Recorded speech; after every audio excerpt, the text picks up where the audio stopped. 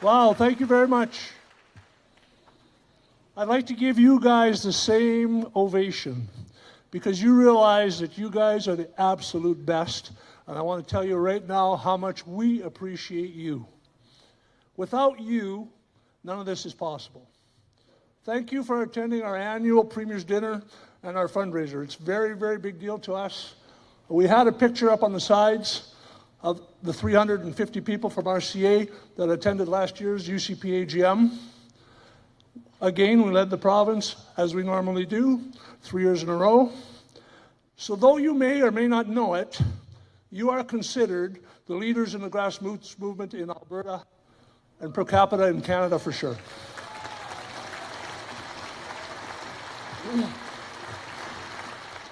None of this gets done without a lot of work and a lot of effort. I would like to thank my CA board. I would like to have you guys all stand up, please. And I want you guys to be acknowledged for all the hard work that you do, and I thank you very much.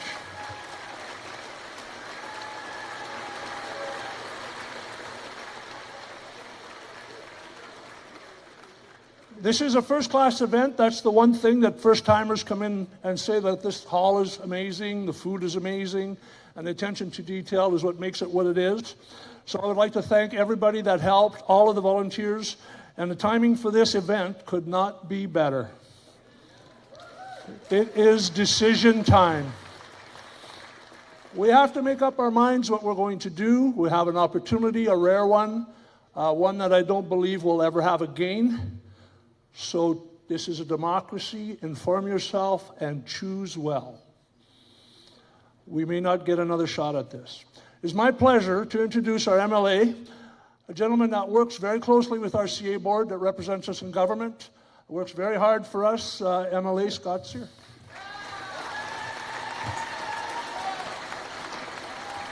Good evening, everyone. Let's give this man another big hand. I also want to say my constituency association board rocks. You guys made all this happen. Thank you so much. You know, looking out over the crowd, this is important. When we start asking ourselves, how do we become active within government? I can tell you, bringing 800 people out to see the Premier, that's how you get it done. I also will say that when it comes down to it, our volunteers that make these events happen also are important. So let's give them a big hand through all of this as well. And for those that donated items, thank you for that. And Miles Woke, where are you at, buddy? There's the guy. Thank you for doing the auction. That actually is a huge help for us. So thank you, Miles. But you know, when we start looking at what's happening in this province or across the country, there's a lot of turmoil. There's a lot of frustration. And you know, my first term between 2015 and 2019, when the NDP were in government, I thought for sure there'd be a boo. You know, we saw a vicious attack on our farmers and ranchers with Bill 6. Who remembers that? Who remembers that vicious attack? And you know, when we went back and we looked at that, I had huge anger and frustration throughout our entire constituency. Huge frustration. People were angry at the NDP. So I did town halls throughout the constituency. A lot of you probably went to them back then. And you know what? There's two ways that you can go when you're frustrated. And this is what I sat those Bill 6 conversations by farmers and ranchers. One, you can go to Edmonton and burn it down. Or two, you could be peaceful farmers who protest and bring food to Edmontonians and give it to their food banks. Which way do you think our farmers went? Absolutely peaceful. That is the people I know from Bonnyville-Cold Lake-St. Paul. They're motivated. They know what they want, and they want the freedoms that we can get. Now, when we're looking at Canada right now, I recognize there's a lot of frustration. And I, too, am frustrated. I'm hearing that from almost everybody I talk to. I want to see change with Canada. I'm frustrated at how the federal election gone. And you know what? When it comes down to it, I know that Danielle Smith has a plan. I know she does. We just have to give her the time to implement it. We have to have faith in our leader. And you know what? When it comes to Danielle Smith, when you look at our region, we are the first and foremost supporters of hers. When she needs somebody to come to the plate for her, Bonnyville-Cold Lake-St. Paul is always done the job. That's us. And I'm going to tell you, this man has been a great leader in that movement. And I'm looking forward to seeing this night. You know, but in the end, you're not here to hear me talk, because I can talk probably the whole night. You're here to hear the premier of the province. Let's bring up Danielle Smith. Thank you so much. Whoa, thank you. Thank you to everybody who put this event together this evening. You do such an amazing job. And thank you, Scott, for that very kind introduction. Let me tell you a few things about Scott. He is... He's actually earned the envy of our caucus and of our environment minister in particular, because she found out that last year he ended up beating her in fundraising by $180 to be the top fundraising constituency MLA in our caucus, yes. And I can tell you that did not happen on its own. It certainly happened with the support of his incredible riding president, Mitch Sylvestre, who is doing double duty now. With the Alberta Prosperity Project. You may have heard they've been in the news a little bit lately, but he's having great success, I think, in rallying people around ideas of importance. And I think the two of them are just such a great team doing great work together. I should also mention there's a number of things that I will be talking about that are going to be investments in this riding. And you must know that Scott has done a lot of incredible advocacy to make sure that those issues and investments are prioritized, so I'll talk a little bit more about that. And he also has very thoughtful interjections every time we get into deep caucus discussions, which we do on either a weekly or bi-weekly basis. So he's doing a wonderful job representing you in Edmonton. And it is so great to be back here in Bonnyville for the Bonnyville-Cold Lake-St. Paul third annual, I think, UCP Leaders Dinner. And you note the annual there. I guess you'll see me again next year. And before we begin, I do want to send a special thank you to all the farmers and ranchers in attendance tonight. I know it's a very busy time of year for you, between seeding fields and branding calves and yelling at the Oilers from the tractor cabs. So thank you for being here. Actually, I did meet someone tonight who told me they were going to send out a big whoop every time the Oilers scored tonight. So don't let me down. I just need to know how that's going. I think the game started about 15 minutes ago or so. But I do also want to thank the grassroots volunteers and organizers from the Bonnyville-Cold Lake-St. Paul UCP Constituency Association who did so much work to put this together. An event this enormous does not happen without a huge amount of volunteers on it that have been working behind the scenes, and you guys have managed to pull it off 3 years running, so thank you so much for that. You are the lifeblood of the UCP, selflessly giving your time and energy and passion to keep our party strong, so thank you for doing that.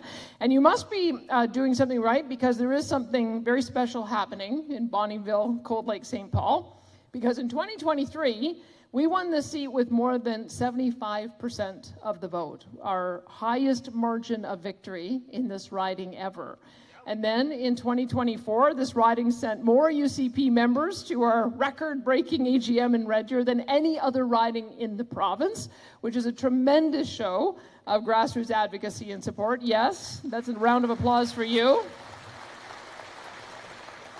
As the UCP continues to grow in every corner of the province, Bonnyville-Cold Lake-St. Paul stands out as a strong example of how grassroots members can have a huge impact on our party and our province and our policy. And I'm always eager to come back to this part of the province, because I know that you folks have terrific ideas and perspective to share on how we can keep Alberta strong and free. And I do look forward to hearing from you soon. But first, I would like to provide just a quick update on how our UCP government is working tirelessly in the legislature, and how Scott is doing such great work to improve the lives of families and businesses in Bonnyville and Cold Lake, St. Paul, Elk Point, Fishing Lake, and more.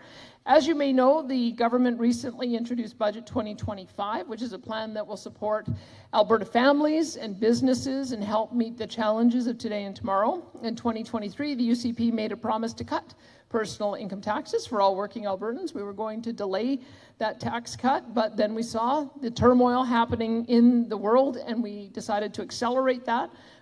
So through Budget 2025, we kept the province and fast-tracked it. So with this tax cut, individual Alberta residents will save up to $750 and families will save $1,500. So that puts about $1 billion more in tax relief back into the pockets of Alberta taxpayers. And then, yeah. So whether that means more money for you to spend on your priorities, whether it's paying bills or saving for a rainy day or taking a well-deserved vacation, we think that you can spend that money better than we can. Budget 2025 delivers real and tangible progress for the region, including movement on long-standing priorities like Highway 28. Oh, we heard loud and clear. I think you remember me texting my transportation minister in the last couple of times you had me in the hot seat. We know that there is frustration around this highway right now because it isn't just a stretch of road, but an economic lifeline for families and workers and industries across northeastern Alberta. And that is why Budget 2025 includes funding for detailed engineering and design work, which is the first critical step to ensure that we are ready to move when the time comes. And with this engineering and design work, that means Highway 28 is now one of only 7 priority highway projects in the province right now. So that's how far up you are in the priority list. We want to make sure that gets done, for sure.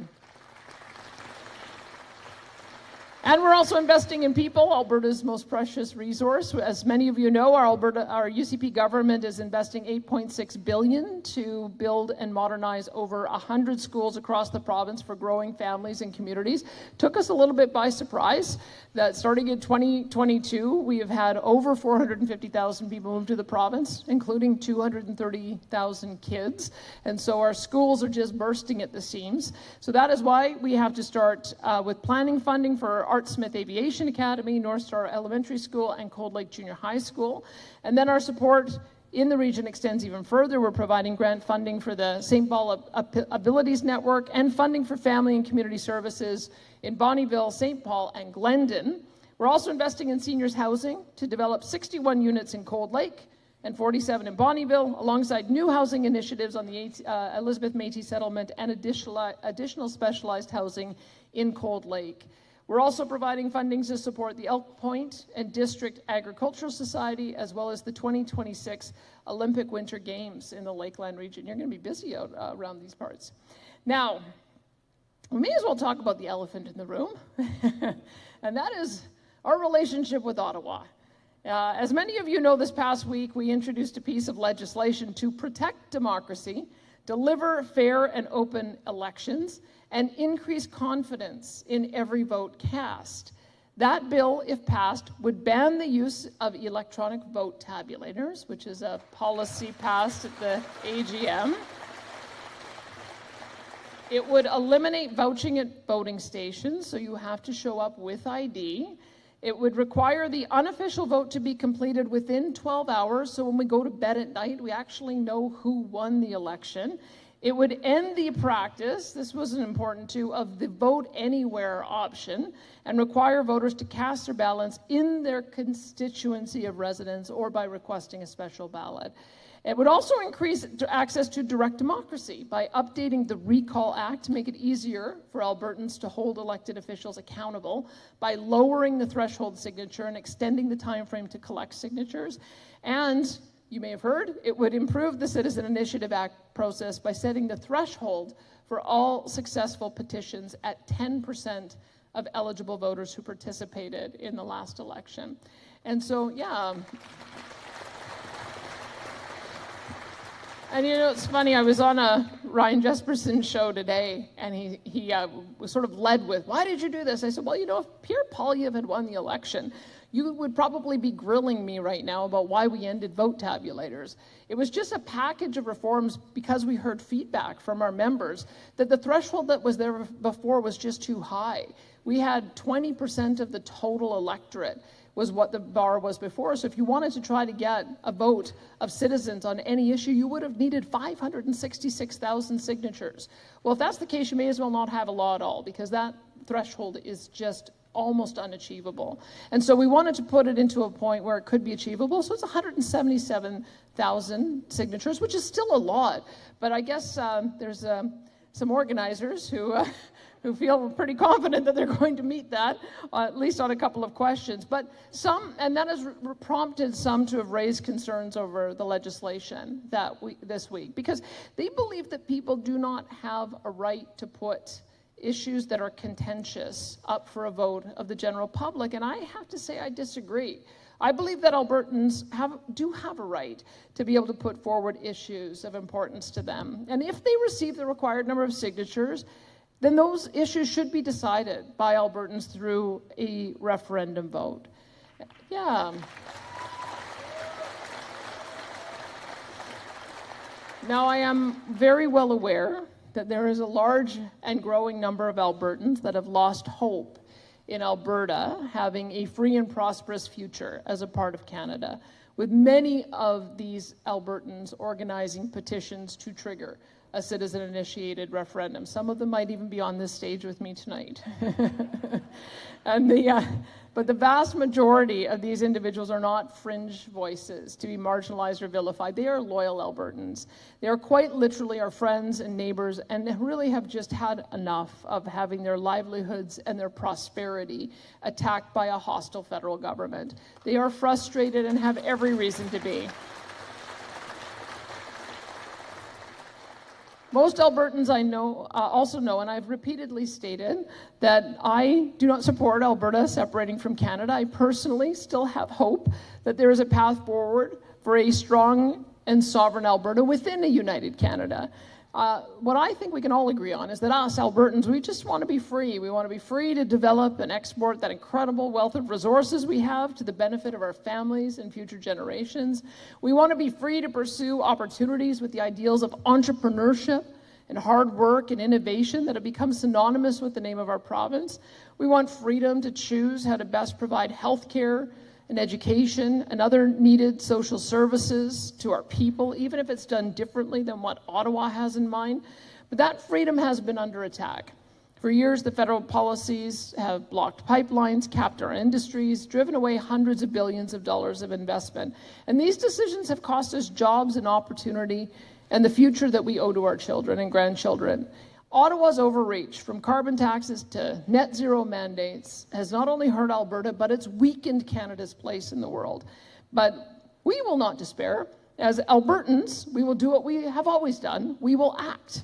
Alberta is moving forward with a bold vision. We will negotiate for an Alberta Accord, one that secures fair treatment, port access, economic freedom, and equal funding. We will launch an Alberta Next panel to engage our best minds and all Albertans in shaping our path forward. And we will always defend our constitutional rights, our energy future, and the livelihoods of our people. And I'm going to do everything within my power to negotiate a fair deal for Alberta with the new Prime Minister. I do want to be clear with everyone in the room that when it comes to how Alberta has been treated by Ottawa over the last decade and more, I will not permit the status quo to continue. It cannot. It cannot.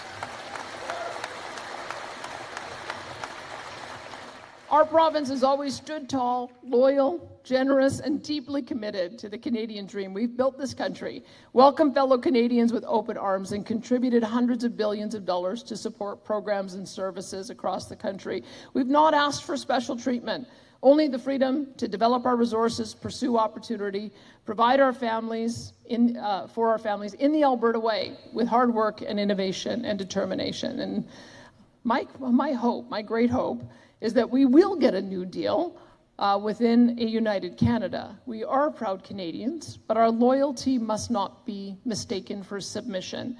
Alberta will stand strong and free. We will be the leaders we were born to be. We will work with the new federal government where possible, but never at the cost of our own prosperity or principles. This is Alberta's moment to stand up, speak out, and build a future that reflects the courage, ambition, and strength of our people. And we may have different ideas about how to get there, but I know we're going to get there together. And I do want to thank you once again for coming out tonight. Let's secure the future Alberta deserves, and I'm looking forward to our questions. Premier, thank you very much. I would like to thank you for coming again, actually. Well, I'd like to thank you for organizing this again. Thank you. Yeah. Now, as we were joking about this is the third annual trip that we've had. And I remember the first time I said this was going to be our first annual, and it's turned out to be exactly that. So thank you for lowering the threshold of the Citizens Initiative Act. Well, and thank you for bringing so many people to the AGM to propose that. We heard loud and clear that it looked like it was legislation that was designed to never be successful. And that really resonated with me. And the fact that in 6 years, we've never seen a petition campaign get started, let alone be successful. I think that people didn't even bother to put a question forward because the bar was so unachievable. So I think that you paved the way with some of the advocacy you did last year as well at the AGM. So thank you for that. So I want to share with everybody in the room that we can trigger a referendum today with the support that we have.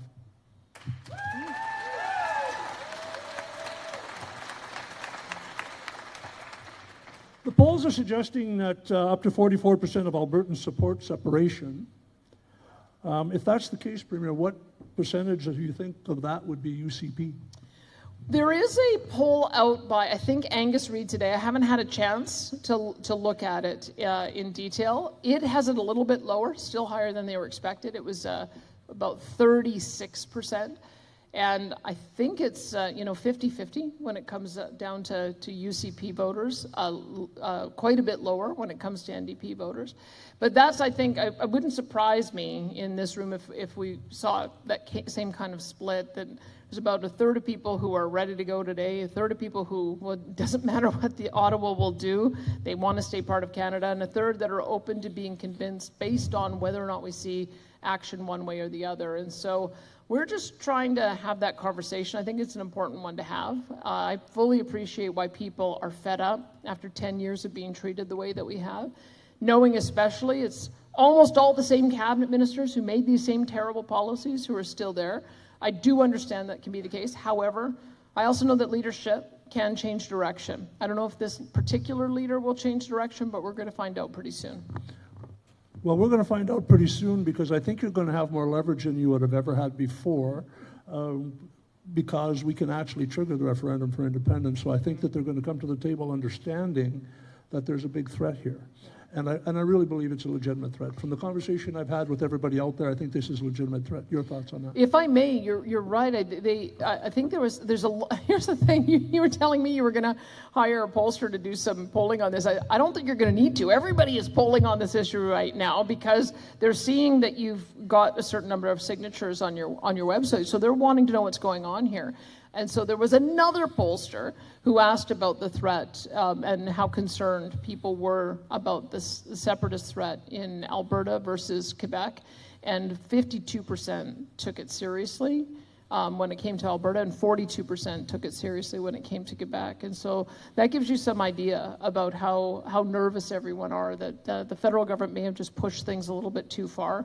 That's why people are talking about it. That's why they're worried about it, is that they finally feel like that Albertans may have had enough, and they're worried about it. Their reaction, of course, is to call out anybody who feels that way. The reaction is to, like they are trying to do in Saskatchewan, trying to put legislation in place saying, you cannot hold this vote. My view is a little bit differently, is that if it is the case that many Albertans want to have the conversation, then if the signatures can be achieved, then we should have the conversation. You campaigned on sovereignty, and that's a misunderstood term by a lot of people, but I'd like you to make it clear to people what sovereignty means as far as Alberta is concerned and as far as Albertans is concerned. Yeah, well, if you go back and look at the founding principles that brought our two parties together, when the Progressive Conservatives came together with the Wild Rose, it talked about being within a united Canada, but pursuing our provincial constitutional sovereignty. That word sovereignty has been part of our lexicon since the founding of our party. And when you look at what the Constitution says, in the division of powers, it talks about the exclusive jurisdiction of the provinces. That is very precise language. When you've got exclusive jurisdiction, it means that the federal government shouldn't be able to interfere in what we do any more than we can interfere in what they do. And so that is, I think, a misunderstanding of what our constitutional principles were, but also a misapplication of how the federal government has been interpreting it. They think that they can do whatever they want. And they've been buying us off with our own money for a long time. They dangle a little bit of money in front of us to get us to give up our constitutional authority. And then they always retreat from it, leaving us with a huge bill and then telling us that we've got to run it their way. And so I think that, again, what we're doing is saying that's not the way our country is supposed to work. I can no more create a new currency or start building military installations because that's not my jurisdiction. I get it. And if I was to try doing those things, then everybody, including the federal government and the courts, would say you can't do that. It should be the other way around. Every time the federal government tries to legislate in our jurisdiction, the media and the courts should say you can't do that.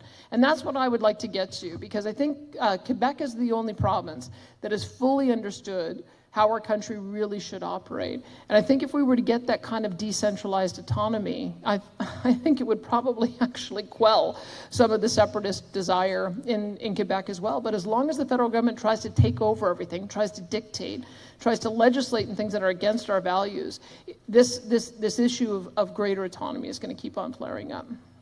You know what? In my lifetime, I thought it would be incomprehensible to me to understand that the federal government would attack any province, never mind a province as rich as Alberta. I just cannot even now understand it. It's almost to the point where it's unbelievable. Yep. But I would like you to highlight how the Liberal destructive policies have actually affected Alberta's economy. It's been brutal, and you're right. I mean, for those of you who remember the first Trudeau and the National Energy Program, I do, because my dad was in the industry, yeah. You know the thing about him, though? He wanted to steal our wealth. He didn't want to destroy it. That's the difference. He wanted us to keep on producing our resources. He just wanted to take more of it. His son wanted to destroy our resources, and you can tell from all the things that they did. From canceling the Northern Gateway, which was the most important pipeline for us to build, and then doubling up by putting a tanker ban off the West Coast, bringing through net zero power regulations, net zero cars, emissions cap. I could go on and on. I was trying to describe to the media about why it is. Here's what I tried to tell the media is that they were saying, don't you understand the existential threat that Donald Trump poses to our economy? I said, take a little bit of that anger and fear you have and understand that's how Albertans feel about Ottawa. We feel that Ottawa is the existential threat to Alberta. And I've been trying to, I don't know if I'm communicating it well enough, but I'm trying to paint the pathway that exists for us if we cannot get these federal laws repealed. An emissions cap with a net zero power grid cap that has such aggressive targets we have to achieve them by 2030 or 2035, which is what they have on the books right now, would require us to curtail our oil and gas production by 2 million barrels a day. So we currently produce 4.3 million barrels per day. So they're then going to ask me over the next 5 years to go to CNRL and Suncor and Cenovus and say, how are we going to start winding down your industry? And that is what losing 2 million barrels a day looks like. It means shutting down SAGD production, shutting down oil sands production. It means losing half of not only our GDP that is provided by oil and gas, but half of the revenues that are provided by oil and gas. It means we have to find a way to make our budget work without $7 billion worth of resource revenue, which means that this entire program I was talking about for building schools gets wiped out. A third of our budget for healthcare every year gets wiped out. That is the consequences if we do not cause them to turn course. That's one part. The other part is if we can't continue building electricity, then we'll be like Quebec, where a company will come and say, hey, I want to do business in your province, and we'll say, sorry, we have a list of businesses that are allowed to operate because we're constrained on power, so we have to say no. That's what they're doing in Quebec right now. They're triaging industrial developments because they don't have enough power. That is not the Alberta way. That is not the Alberta culture. That's not who we are. We are not a nation. Ooh, we are not a jurisdiction. Look what you've done, Mitch. We're not a jurisdiction. I'm with you there. That is winding things down. We are a jurisdiction that is winding things up, and that is the foundational problem. Is that I think the East thinks that they can just keep on piling these things on, and we'll just keep doing what we're doing. Well, we're not going to be able to. They are such punitive regulations that they have. There would be no choice but to wind things down. We can't do that. And we've already seen it. They keep talking about how they built a pipeline. Yes, a pipeline got built, but they had to build it because they've created so much private sector uncertainty that no business in their right mind would go into trying to build a pipeline on their own. They built it at 5 times the cost the private sector would have built it for. And we won't get any more pipelines built again unless they can change that investment climate. We've lost at least, we calculate, $175 billion worth of investment, and probably more. And that has a massive impact on the lives and livelihoods of everyday citizens. So that's a bit of a quantification about the impact that they've had. And that, I think, is very clear why Albertans have had enough. So I'm not a politician, so I can tell you that that's literally abuse. That's oppression. So if you're okay with being oppressed by your federal government, if you check the definition, it's actually in the charter. And I looked at it the other day. I'm not just flying off half-cocked here. We're actually being oppressed by our federal government. Now, we're in an opportunity right now where we're going to change things. Let's go to the social policies. Let's talk about censorship. Right. Something else that was unheard of in my lifetime, that I would have never thought that Canadians would have been fine with censorship. And the thing about censorship that you must understand is that you don't know what you don't know, so you don't even know you're being censored. Right. And that's the beauty of it from their end. Yeah. They've bought the media. Go ahead, Premier. Comment on that for me, please. Well, you're very right. I mean, the one thing I would say is just look at what they did on, and I'm sure Scott will have something he wants to add here too. But look at what they did when we were starting to talk about our success in reducing emissions, whether it was because of adopting natural gas on our power grid, or because of new technology for carbon capture, or whether it was other emissions abatement technology that was used to capture methane and turn it into useful products. As soon as we did that, they made it against the law for companies to talk about their environmental record, calling it greenwashing. And so companies could actually be criminally punished if they go out and start talking about their emissions or environmental record. That's crazy.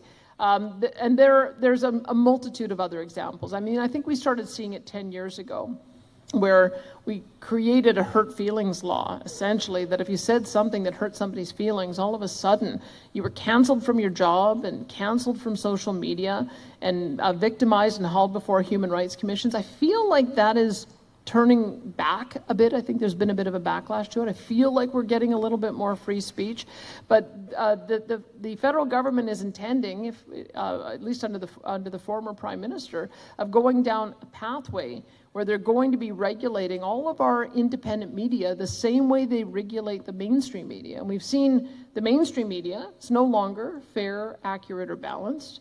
And part of that is because they get so much money and are so heavily regulated, almost into not existing. They want to do the same thing to our independent media. Our independent media is some of the only places where we're able to get the other side of the story. So, then it could go one step further. I'm gravely concerned about what I'm seeing in the United Kingdom, where they're arresting people for offensive Facebook posts. I think Keir Starmer just bragged about having 56 people who were arrested for having offensive Facebook posts. They're knocking down people's doors on that. Like, that is the worst example of where I think Justin Trudeau wanted to go. And we need to course correct and get back going in a totally different direction. I'm going to share with you that Alberta is the only province that's being treated that way. But not only are they killing our industry, they're taxing the hell out of us. Yeah. And so they're double dipping. So they're coming at us from two directions. I'm just going to read you a list of the taxes that we pay to the federal government. just in case you're interested. Carbon tax, personal tax, corporate tax, GST, excise tax, alcohol tax, cannabis tobacco tax, excise duties, customs duties, air traveler tax, capital gains, land transfer tax, regulation tax, CPP tax, business tax. Think that's a little bit unreasonable? We're taxed to the neighborhood of 45 to 60%, depending on who you are. Yeah. So just understand, and I'm going to plug an independent Alberta here for a minute, take all those taxes off the table and understand how much money you could save. You could probably save about 20 or 30% on your paycheck instantly. So let's move on.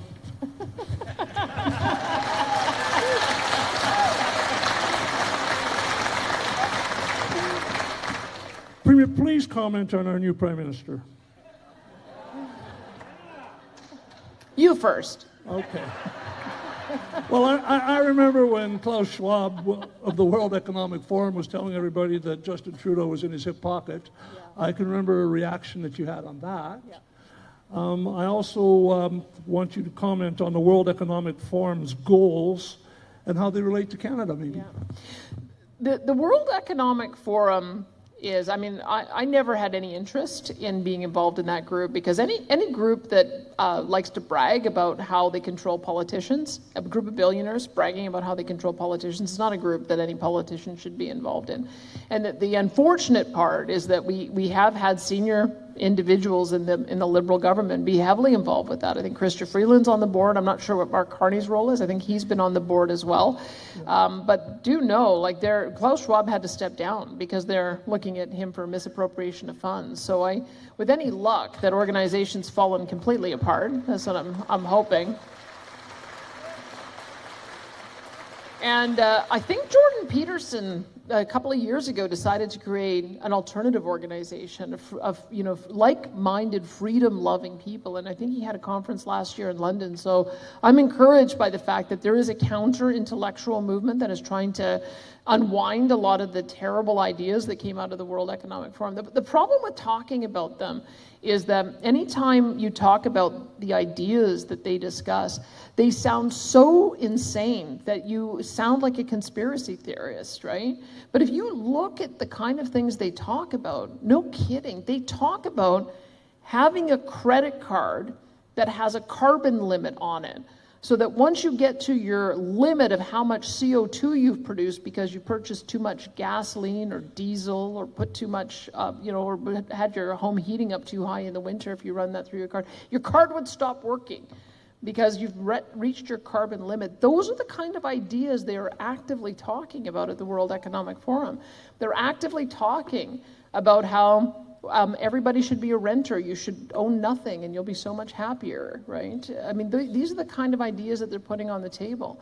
They're talking about limiting the number of times you're allowed to take an air flight to once every 3 years. Of course, that doesn't apply to all these guys who fly their private jets around the world, does it? But for regular folks, they want to limit the amount of air flight you're supposed to have, limit the amount of beef that you eat. They don't want you to eat beef at all. They want you to eat insects. Like, these are the kind of ideas this group has been putting on the table and trying to gain currency for. And so that's what I'm saying. Anytime you talk about it, it sounds like you're a lunatic, but it's because they're talking about these lunatic ideas. So if it is the case that the World Economic Forum is on the outs and no longer exists, I think that'll be better for the planet. And we just then have to fill the void with better ideas. So if I may, I'm going to share with you a quote from Mr. Carney's Book of Values. And he said, Western society is morally rotten, and that it has been corrupted by capitalism, which brought about a climate emergency. This, he claims, requires rigid controls on personal freedoms, industry, and corporate funding. Assets will be stranded, used gasoline cars will be unsaleable, inefficient properties will be unrentable. He promises socialism. I want to ask you a question, Premier. How do you believe you will be able to negotiate in good faith with Mr. Carney? It's a good question, right? I mean, I've said I don't know what Mark Carney is Prime Minister. Is it the Mark Carney who was a Bank of Canada governor for one of our most prominent Conservative Prime Ministers, Stephen Harper, was also a Bank of England governor for a Conservative government at the time. So he spent a lot of years as a banker to Conservative governments. He was sort of a pragmatic, trustworthy person. But then when he left that, he went completely in the opposite direction. He started up this Glasgow net zero financing group, and then was going around the world trying to get pension funds to invest in green initiatives at the same time as he was lobbying banks and insurance companies not to give money to traditional oil and gas investment or to de-insure those types of investments. So which Mark Carney is it? Is it the pragmatic banker, or is it the green extremist? I don't know. I really don't know. It could well be that we are now finally at a point where Canadians have had enough. That's what I'm seeing among the premiers. The premiers, doesn't matter how large their province or how small, what their endowment of natural resources are, whether they're socialist or independent or liberal or conservative.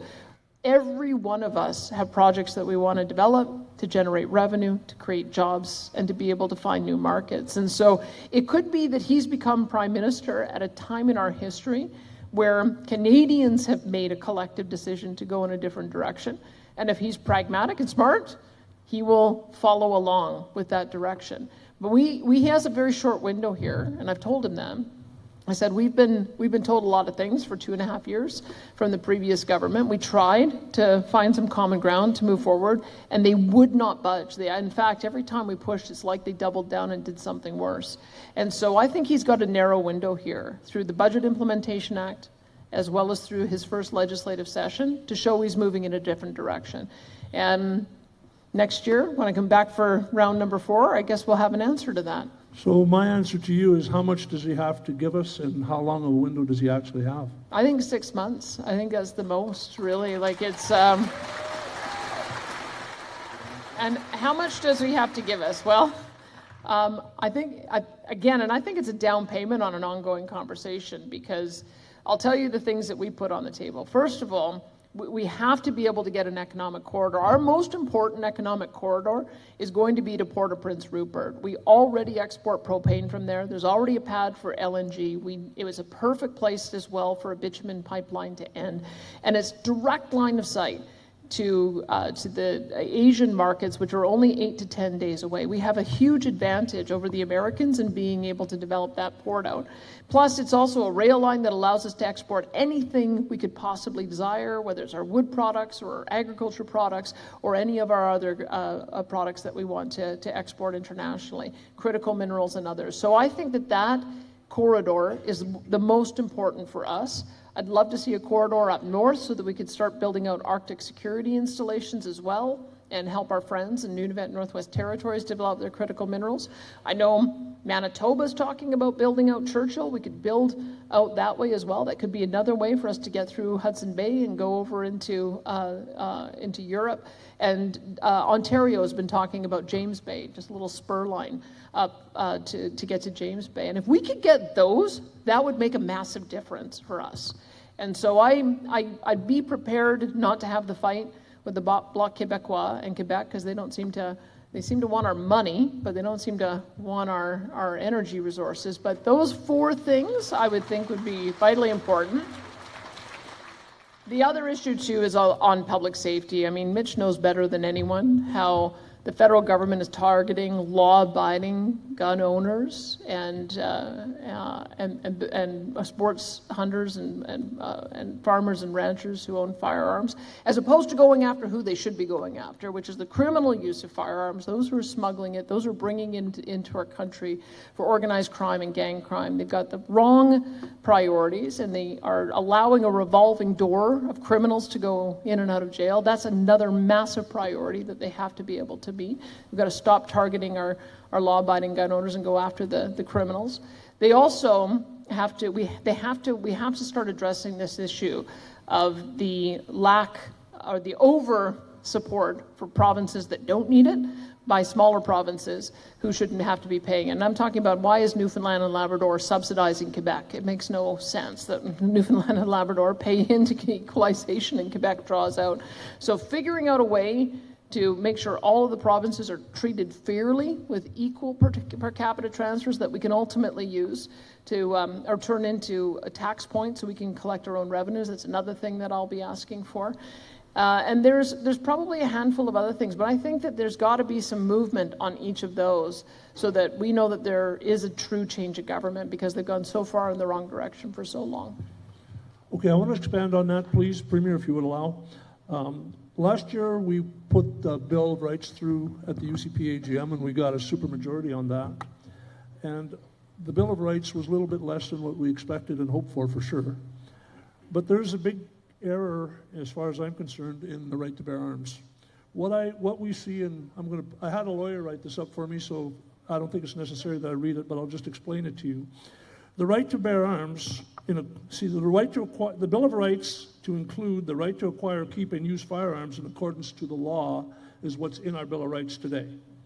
In accordance to the law is a big problem. We would like that changed. We were told that this is a living document and we'd like to have it changed. We would prefer to have it basically in accordance to the law of Alberta.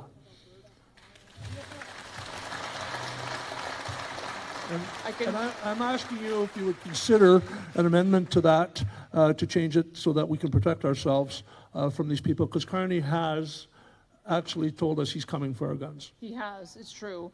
I thought it was assumed it would be in accordance to the law of Alberta, but I can see why you think that might not be as clear.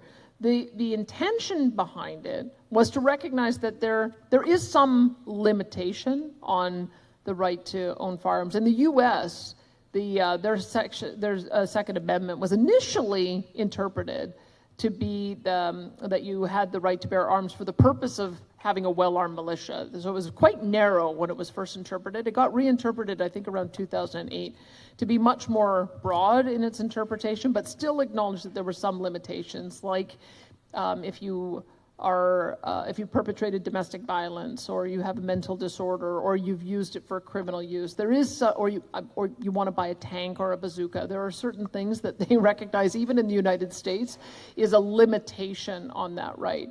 But we want to make sure that the language that we used was important, because we wanted to make sure people could acquire, which means you still have the right to buy, keep, which means they cannot take it from you, and use, meaning it's not enough to say, yeah, you can hold it, but you can't take it to a gun range and you can't transport it. That takes away all the meaningful use of your firearm if you don't have those three rights.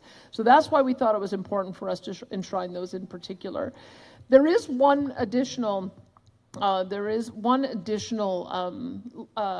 law paper. I should probably give it to your lawyer to see what they would think of this. I was looking this up to try to figure out how, knowing that Carney still wants to go after law-abiding gun owners, I wondered if there was anything that we could do provincially. And I found this 2018 paper that was written that said that we as a province have the right to choose not to enforce certain criminal code provisions. That they said that the check on the use of the criminal law power at the federal level and the abuse of the criminal law power at the federal level is that the provinces can always say, we're not enforcing that. And that is a legitimate exercise of our right over administration of justice. Now, I don't know if that was just a fringe opinion of the legal community, or if that is an accepted view in the legal community. But I've put that to our Justice Department, and I've put that to Mike Ellis, because we do not believe that is the priority of law enforcement. The priority of law enforcement is to go after the guys who are selling fentanyl and cooking up fentanyl, going after the guys who are engaging in violent criminal activity, the ones who are going onto your properties and stealing your equipment. Those are the people that we want to go after. We do not want to go after law-abiding gun owners. And so if we can give, truly, if we have the power to be able to say, here are our policing priorities, and it's not that, then I think that might go a measure towards protecting and creating a bit of a different environment here. That being said, we are encouraging municipalities, and I would encourage all of you to encourage your municipalities. We have to have police forces that are under our jurisdiction, and that is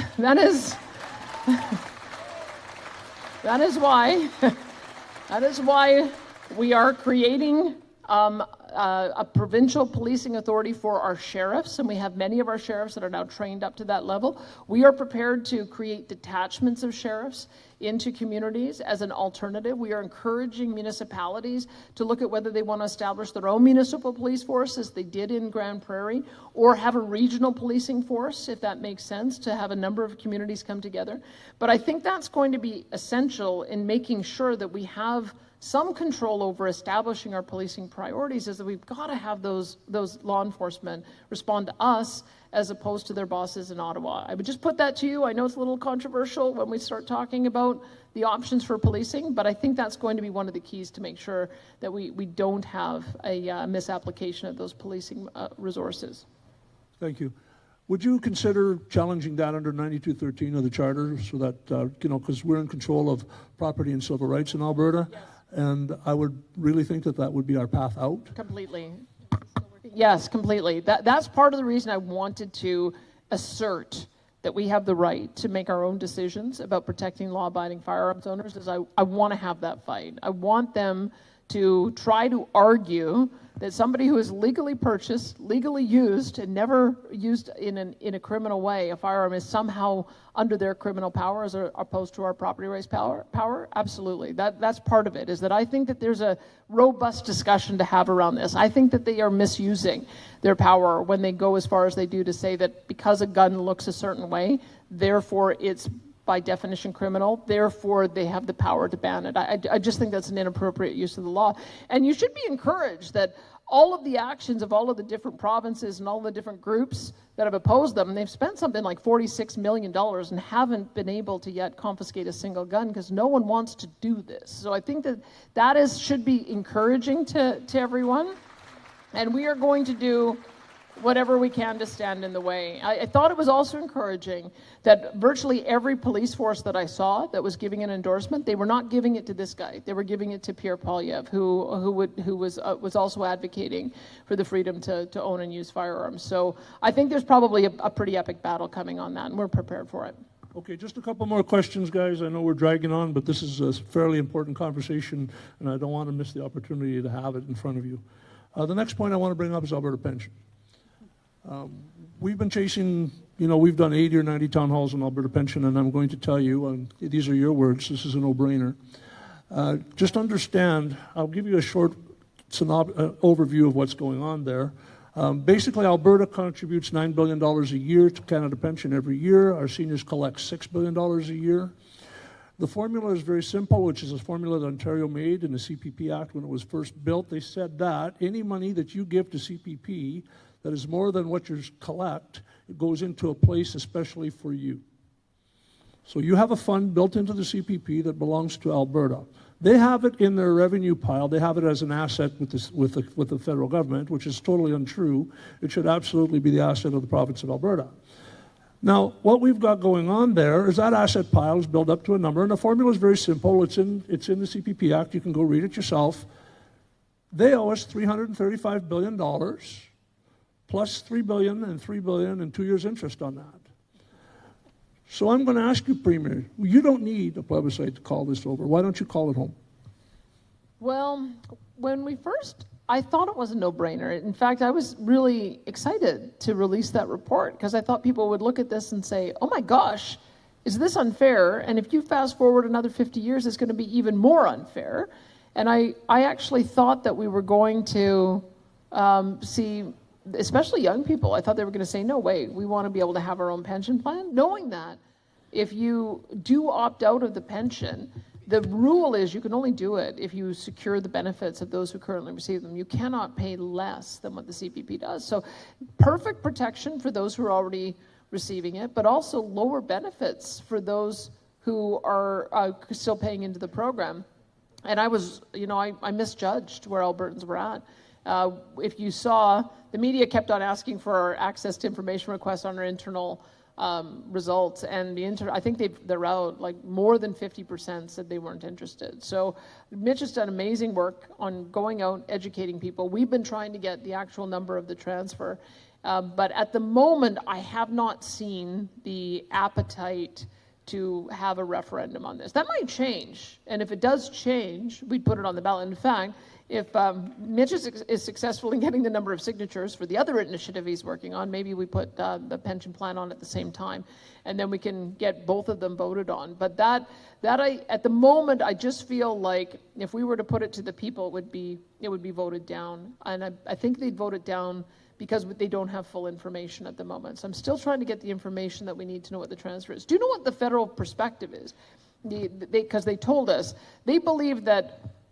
Yeah, we may have an entitlement to the overpayments that we gave, but all of the interest generated off those overpayments, that belongs to the pension fund. That's their view. Yeah. Imagine if your investment advisor told you that. Yeah, you can get back what you gave me, but I'm keeping the investment returns because they're my investment returns because I invested them. It's kind of a strange attitude.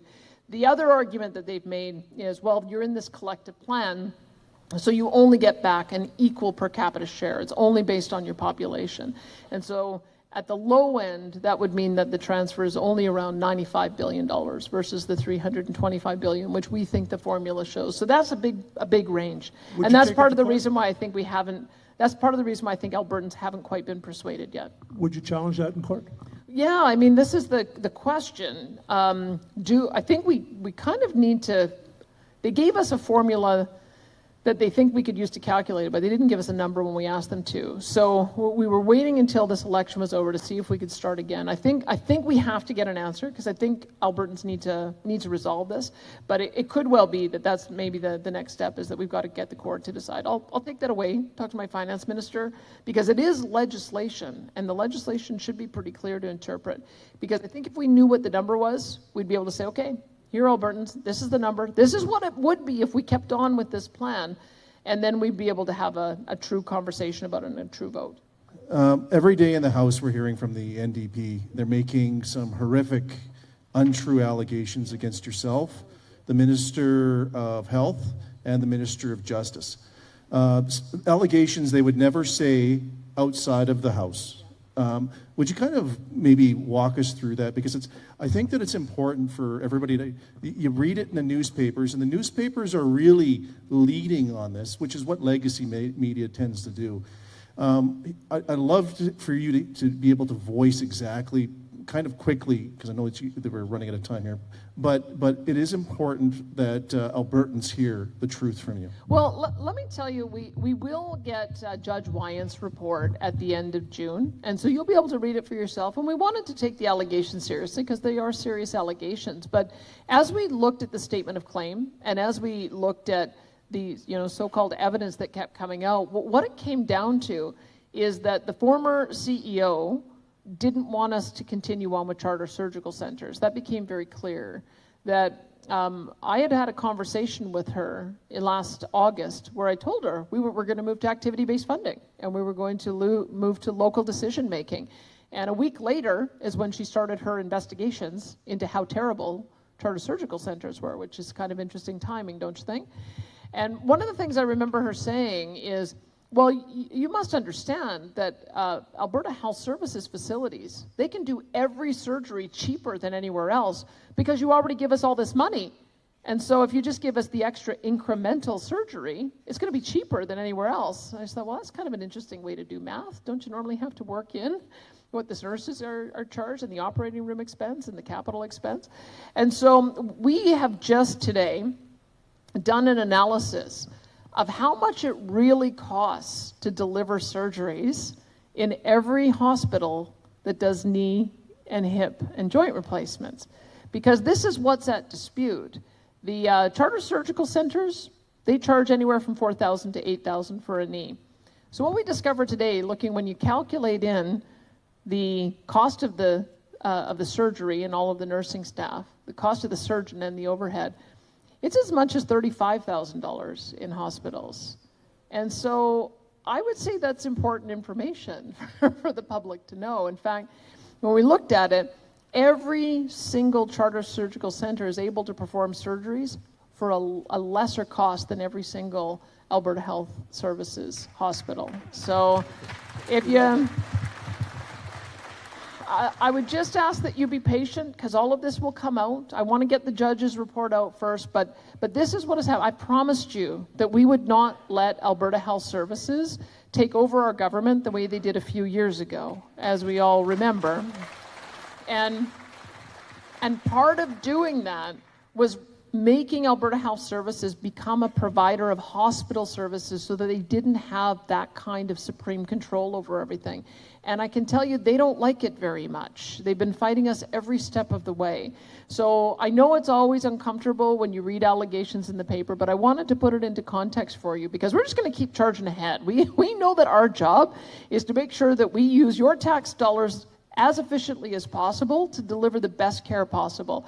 I do want to tell you, I have a dear friend who sent me a note just a couple of days ago, and they said, you know what, your system's working. Sybil, she was told in November that she needed a knee replacement. She just got in to get it done now in May.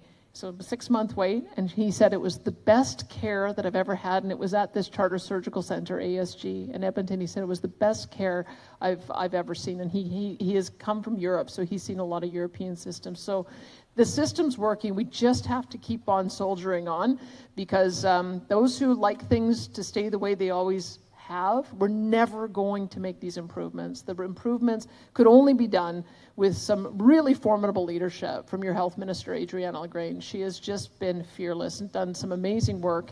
She's been character assassinated by everyone, including her own caucus members, sadly on occasion, but from the people across the aisle. But she really is doing incredible work on your behalf, and I hope that you continue to support her. She'd love to hear from you. How much did it cost your friends for that surgery? Oh, on that surgery, cost Sybil nothing, because we don't make people pay out of pocket for that care. We have charter surgical centers where the funding follows the patient, so the government still pays for it.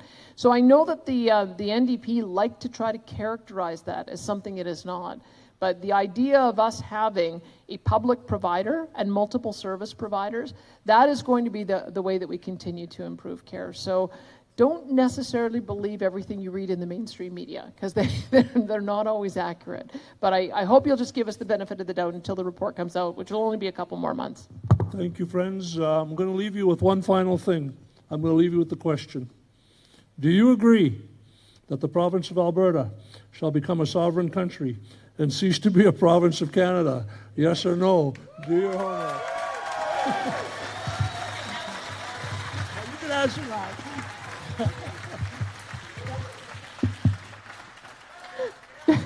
Do you believe that we can negotiate a better deal with Ottawa and still be a hold on, you got the yeses on his. I'm looking for yeses. How many of you believe that we can negotiate a new deal with that? I'm looking for the yeses for a strong and sovereign Alberta within a united Canada.